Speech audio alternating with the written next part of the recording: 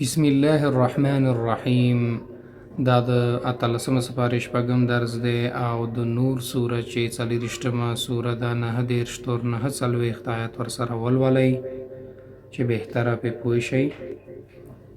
اعوذ بالله من الشیطان الرجیم.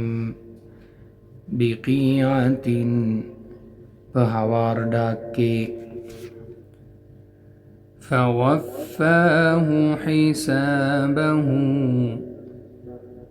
مفهوم دی چې نو پوره ورکړ حساب د هغه فی بحر لجی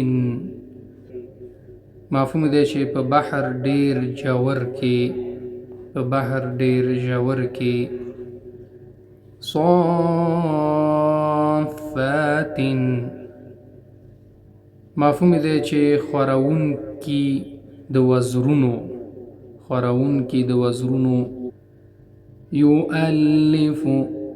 یؤلف یوځای کوي رکاما لاندې باندې فتر الودق مفهوم دی چې نو وینې تباران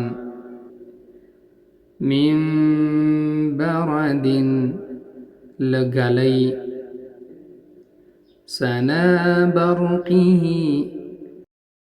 رڼا د برېښنا د هغې مذعنین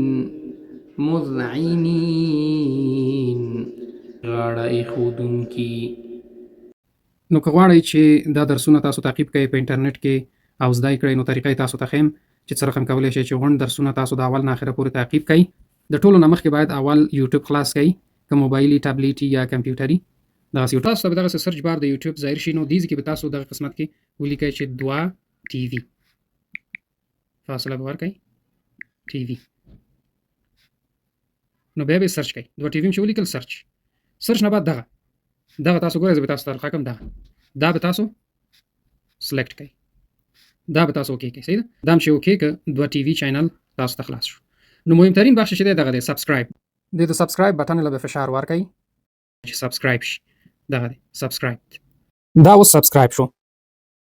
بعد د دې نه چې دا سبسکرایب هم که نو دا ډېر مهم ځکه دی سبسکرایب چې تاسو ته به همیشه د دې معلومات راځي. کومه ویډیو چې د درس باره کې راځي نو تاسو ته حتما معلومات راځي چې نوې ویډیو راغلې. تاسو کولی شئ خپل درسونه تعقیب کړئ.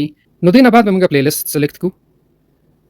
پلی لیست هم چې انتخاب کړئ کې غونډ درسونه دي. پلی لیستونو کې غونډې سپارې شته، مثلا 14مه سپاره شوه، 15مه شوه، 14مه شوه، هره سپاره مثلا اول پورې 4مه سپاره شوه، دا د اول جز اوله سپاره. نو په طور مثال مثلا 11مه سپاره به زه انتخاب کړم. اوس دې کې چې دي دا درسونه دي، مثلا هر درس چې تاسو په کاري مثلا دویم درس دی، مثال دا دویم درس دی. اعوذ بالله من الشیطان الرجیم. دا د 11مه سپاره دویم درس دی او د سورۃ التوبه چې 9.